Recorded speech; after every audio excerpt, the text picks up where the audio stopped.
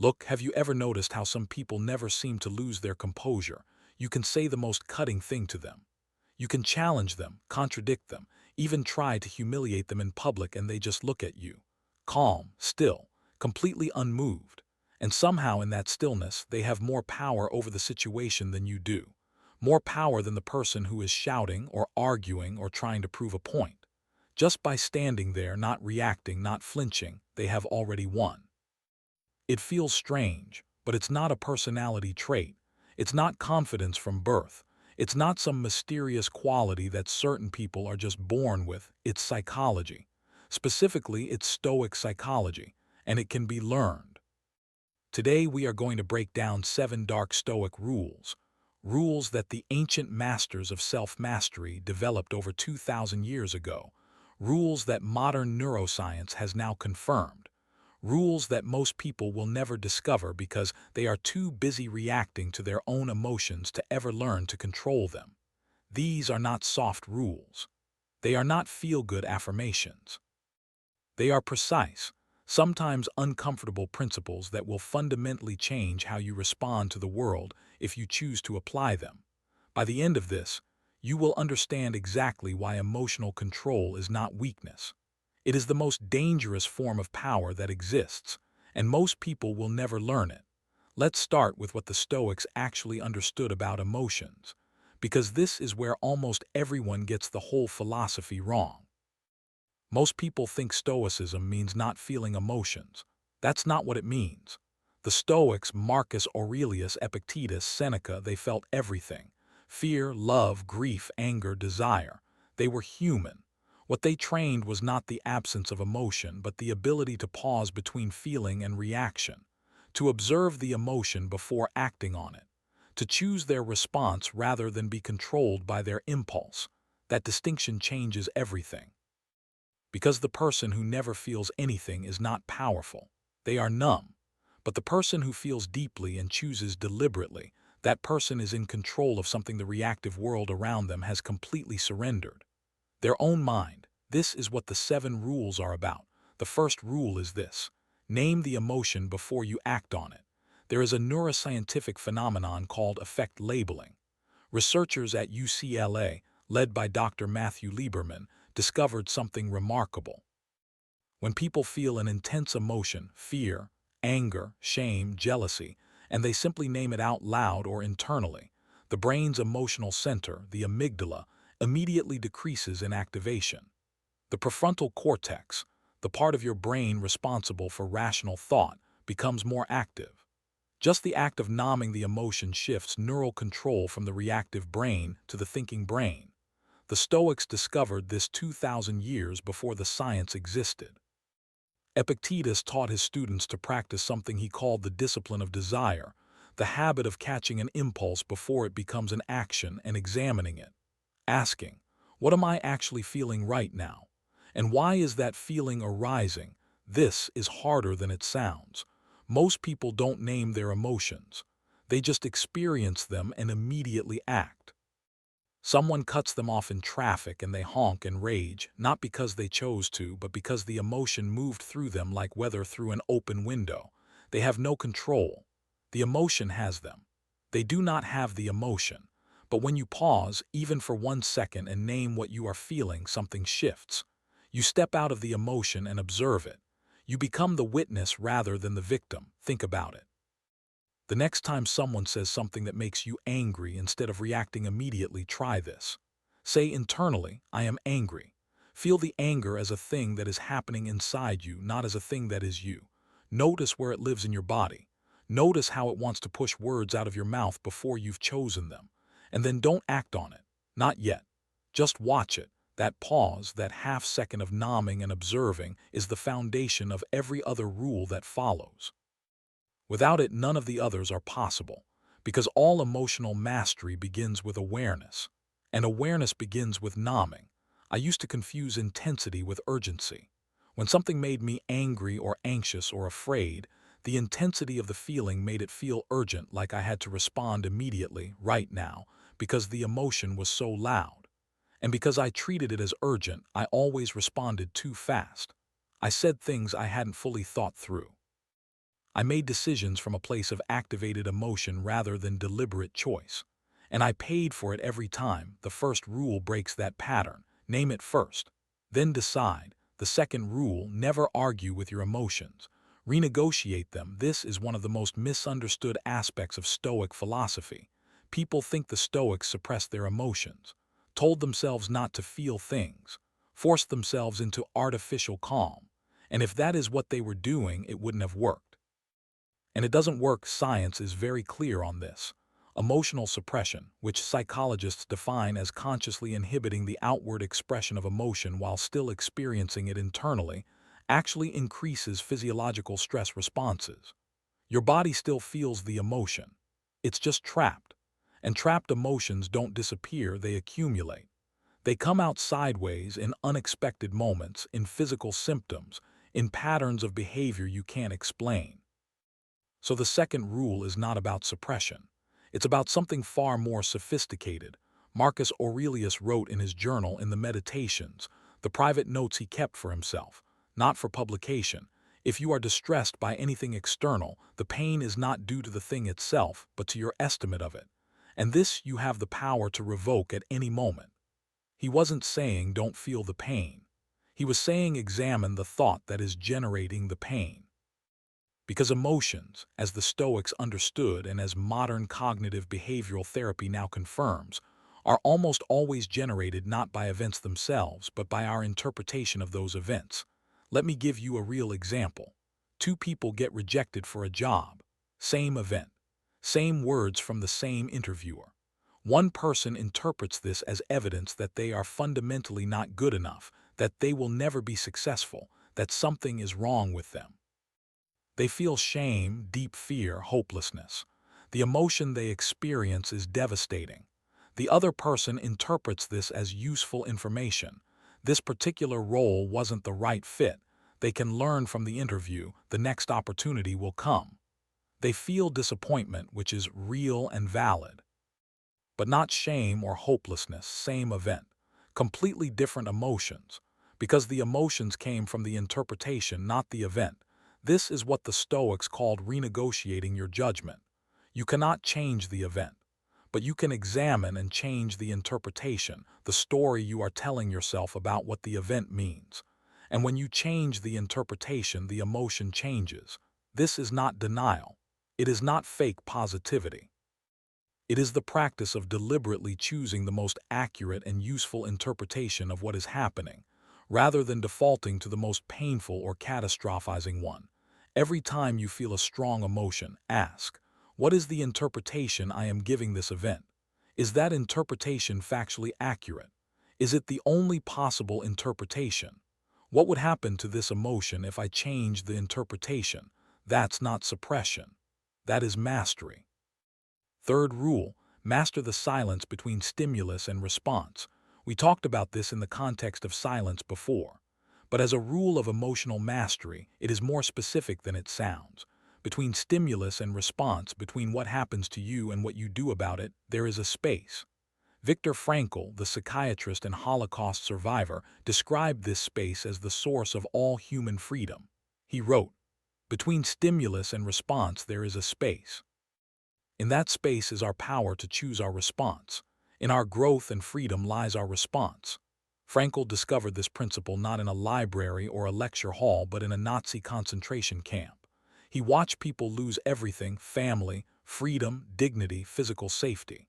And he noticed that some people, even in those conditions, maintained an inner freedom, a capacity to choose their response to what was happening to them, even when they could not choose what happened. And that inner freedom, he found, was what kept some people alive and allowed others to collapse. The Stoics called this capacity the logos, the rational faculty that sits between instinct and action. It is what separates a deliberate response from an automatic reaction. And it must be trained. Here is how you train it. Every day, deliberately delay your response to irritations, not to major crises. Start small. The traffic that makes you want to honk, wait, breathe. Then decide whether honking serves any purpose. The email that irritates you, wait 20 minutes before replying. The comment someone makes that stings, Notice the sting, breathe, and respond from the reflective part of your mind, not the reactive part. Think about it. Every time you deliberately delay a reaction and choose a response, you are building a mental muscle. You are physically strengthening the neural pathways between your prefrontal cortex and your amygdala, the pathways that give your thinking brain authority over your reactive brain.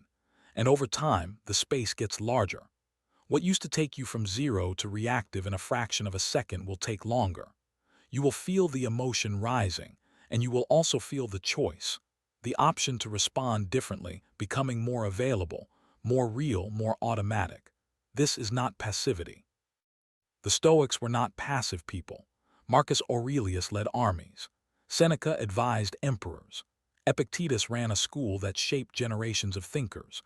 They were deeply engaged with the world, but they engaged from a place of choice rather than compulsion.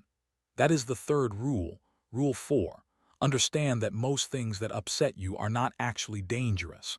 The human brain is not very good at distinguishing between threats that are actually dangerous and threats that merely feel uncomfortable. This is an evolutionary design problem. Our ancestors needed a brain that responded to any threat quickly and powerfully, because in the wild the cost of under-responding to a real threat was death. So the brain evolved toward overresponse. It is better to be startled by a branch than eaten by a snake, but we no longer live in that environment. Most of the things that trigger our emotional alarm systems today are not actually dangerous. They are uncomfortable. They are embarrassing. They are disappointing. They are unfair, but they are not life-threatening. Your colleague takes credit for your idea. That triggers the same alarm system that would trigger if someone physically threatened you. Your body responds with stress hormones, cortisol, adrenaline, as if your survival were at stake. Your heart rate goes up. Your thinking narrows. Your vision contracts. You go into threat response mode, but you are not being threatened. You are being disrespected. And those require completely different responses. The Stoics called this the distinction between things that are truly bad and things that merely feel bad. Genuine harm to your body, your family, your core values, deserves a powerful response. But most daily irritations, setbacks, disappointments, and social slights, the Stoics categorize those as preferred indifference. They are things you'd prefer didn't happen, but they are not catastrophes. And your emotional system should not treat them as if they are. Seneca wrote, "We suffer more in imagination than in reality." He was describing exactly this phenomenon. The brain anticipates, amplifies, and catastrophizes. The event itself is almost always more bearable than the story the brain tells about the event in advance. Practice this. When you feel a strong emotional reaction rising, ask yourself one question. Is this actually dangerous? Not uncomfortable, not unfair, not frustrating, actually dangerous to my life, my integrity, or the people I am responsible for. If the honest answer is no, and most of the time it will be no, then your emotional response is disproportionate to the reality. And you can consciously scale it back. This doesn't mean you don't respond. It means you respond at the right level, with the right tools, rather than at a survival level that doesn't match the actual situation. That is Rule 4. Rule 5. Use negative visualization not to be depressed but to become unbreakable. This is one of the most counterintuitive Stoic practices, and it is one of the most powerful for emotional resilience. Most people try to avoid thinking about bad things. The instinct is, if I don't think about it, it won't feel as bad. And in the short term, that's true. Avoidance reduces anxiety immediately, but in the long term, it increases it. Because the things you avoid thinking about grow in psychological power, they become fears. And fears, left unexamined, control your decisions in ways you don't even notice. The Stoics practice something called premeditatio malorum, the premeditation of evils. Every morning, or at certain points in life, they would deliberately imagine the worst-case scenarios for their situation. Seneca would imagine losing his wealth. Marcus Aurelius would contemplate his own death.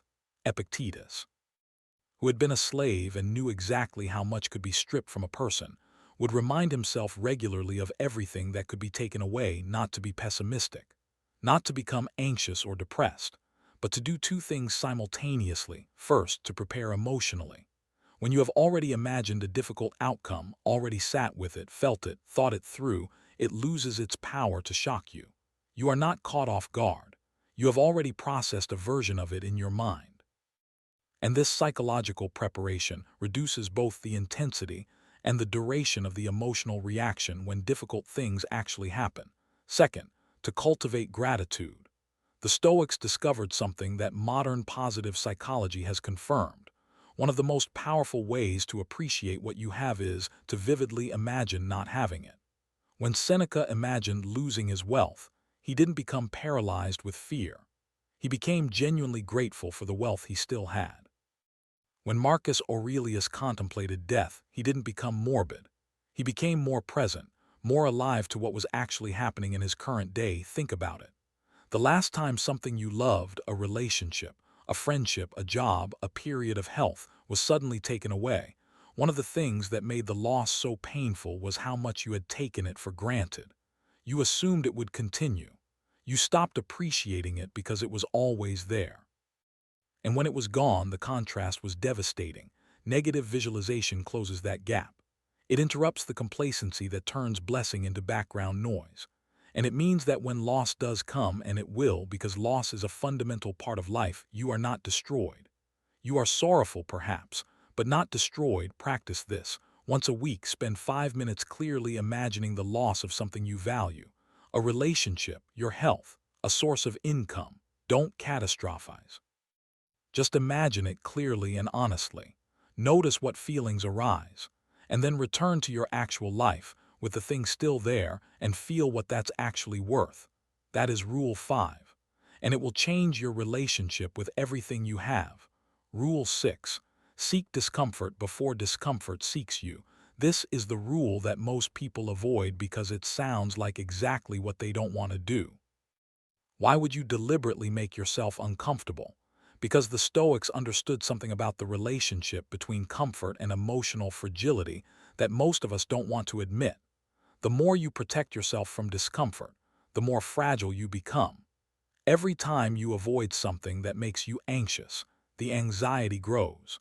Every time you refuse to engage with something that challenges you, your capacity to handle challenge decreases. Every time you choose the comfortable option, you are telling your nervous system that you need protecting. And your nervous system believes you. It becomes increasingly sensitive, increasingly reactive, increasingly prone to treating minor discomforts as major threats. Seneca wrote, "Set aside a certain number of days, during which you shall be content with the scantiest and cheapest fare, with coarse and rough dress, saying to yourself the while, 'Is this the condition that I feared?'" He practiced deliberate deprivation, voluntarily eating simple food, wearing rough clothing, sleeping without comfort, not as punishment but as training. He was teaching himself that he could survive without the things he feared losing, that his emotional stability did not depend on comfort. Modern research on this is unambiguous. Voluntary exposure to discomfort, cold exposure, physical challenge, fasting, difficult conversations, situations that produce anxiety, systematically reduces the anxiety response over time. The nervous system learns through repeated experience that discomfort is tolerable, that it does not destroy you, that you can move through it. And the person who has learned this, who knows from lived experience that they can handle discomfort, is emotionally free in a way that the comfort-seeking person is not. They can take risks because they are not paralyzed by the fear of discomfort. They can have difficult conversations because they know they will survive the discomfort of conflict. They can pursue ambitious goals because they have already proven to themselves that they can tolerate the discomfort of failure and keep going. Another thing most people ignore: the discomfort you avoid today always becomes the crisis of tomorrow. The difficult conversation you keep postponing becomes the relationship that collapses. The financial anxiety you refuse to face becomes the debt that overwhelms you. The health appointment you're avoiding becomes the diagnosis that arrives too late. Discomfort avoided does not disappear. It waits, and it grows. Seek the discomfort voluntarily in manageable amounts on your own terms, because the alternative is always being found by it, overwhelmed on its terms. Rule 6. Seek discomfort before discomfort seeks you. And now the most important part, the seventh rule. The one that makes all of the others possible. Rule 7. Detach your identity from your outcomes. This is the deepest Stoic principle, and it is the one that most people will resist the most, because we live in a world that has taught us to base our sense of who we are on what happens to us and what we achieve. Our worth is tied to our success. Our identity is tied to other people's opinions of us. Our sense of safety is tied to outcomes we cannot fully control. And as long as that is true, our emotions will always be hostage to events. Think about it. When your sense of who you are depends on whether you succeed, failure doesn't just feel disappointing. It feels like evidence that you are not enough. When your worth depends on other people's approval, disapproval doesn't just feel uncomfortable. It feels like a threat to your very existence. When your identity is built on your outcomes, every setback is an existential crisis. This is not drama. This is the psychological reality for most people, and it is why most people live in a state of low-grade emotional anxiety, because they have built their identity on a foundation that the world can shake at any moment. The Stoics proposed something different. They made a radical distinction between what they called things within our control, our thoughts, our values, our choices, our responses, and things outside our control, outcomes, other people's behavior, the circumstances of our life. And they argued that identity, worth, and emotional stability should be built exclusively on the first category, on what is actually ours, not on what can be taken, shifted, or denied by circumstances we don't control. Marcus Aurelius, who ruled an empire, did not build his identity on being an emperor. He built it on being a person who tried to act with integrity, wisdom, and justice regardless of the outcome, which meant that when things went wrong, when battles were lost, when advisors betrayed him, when the empire faced crisis, his sense of who he was did not collapse, because who he was had never depended on the outcome. Let me give you a real example. I used to define myself by whether people responded to my work. If people engaged, I felt valuable. If they didn't, I felt like a failure. And this meant that every piece of work I released was essentially a referendum on whether I was worth anything. The anxiety before releasing something was enormous, and the emotional crash when the response wasn't what I hoped was disproportionate and lasted far too long. The shift happened when I separated what I was doing, the quality of the thinking, the honesty of the work, the care I was putting in, from how people responded to it. Not because the response didn't matter. It did. But because my identity stopped riding on it. I was doing good work regardless. My worth was not on the table. The anxiety didn't disappear, but it changed character. It became the normal productive tension of doing something that matters, not the existential terror of having your worth decided by strangers. This is what the seventh rule does. It removes your identity from the volatility of the world and places it on the only solid ground that exists. Who you choose to be, how you choose to act, what you choose to value regardless of what happens. And when your identity is not attached to outcomes, your emotions become calm in a way that is fundamentally different from suppression or avoidance. They become calm because the things that used to trigger existential fear, failure, rejection, loss, criticism, no longer threaten who you are. They are simply things that happen, and you deal with them from a place of stability rather than from a place of crisis. Now let me bring all 7 rules together because they don't work in isolation. They are a system. The first rule, name the emotion before acting on it, gives you the awareness that makes everything else possible. Without awareness, you are operating on autopilot, and no other rule can help you. The second rule, renegotiate your interpretations rather than suppress your emotions, gives you the tool for changing the emotional content itself. You don't have to feel what you've been conditioned to feel. You can examine the belief generating the feeling and change it. The third rule, master the space between stimulus and response, gives you the time and the discipline to apply all the others. It is the pause that makes choice possible. The fourth rule, recognize that most triggers are not actually dangerous. Calibrates your emotional responses to reality rather than to the brain's amplifications. It brings proportion back to a mind that has learned to catastrophize. The fifth rule, practice negative visualization, builds emotional resilience and authentic gratitude. It prepares you for loss so loss doesn't destroy you, and it deepens your appreciation of what you have before it's gone. The sixth rule, seek discomfort voluntarily, builds the emotional toughness that makes all of the other rules sustainable under real pressure. Because these practices are easy when life is comfortable. The test is whether they hold when things become hard, and that can only be built through repeated voluntary exposure to difficulty. And the seventh rule, detach your identity from your outcomes, removes the existential stakes from the equation.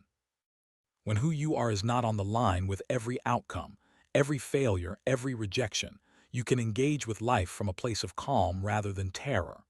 You can take risks, have difficult conversations, pursue ambitious goals, and face setbacks with a composure that other people will find extraordinary, because it is extraordinary. But it is learnable. This is not about becoming emotionless. This is about becoming someone whose emotions serve them rather than someone who serves their emotions. The person who chooses when to feel and when to wait. The person who responds rather than reacts. The person who walks into any situation, any conflict, any negotiation, any difficulty, any loss, and remains at their core completely themselves. That is the practice. It is difficult.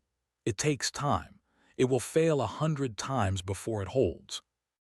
But every time you apply even one of these rules in a real situation, every time you pause before reacting, every time you name what you're feeling, every time you choose your response, you are becoming someone different. Someone whose power is not dependent on circumstances. Someone whose stability is not borrowed from other people's approval. Someone who is, in the deepest sense, free. Think about it. The most emotionally controlled person in any room is not the least feeling person. They are the most disciplined. They have done the work that most people never do, the quiet, invisible, daily work of mastering their own mind. And now you know the 7 rules they follow. Most people will never learn them, but you have. Because the strongest position in life is not controlling other people, it's controlling yourself. And the person who masters that masters everything.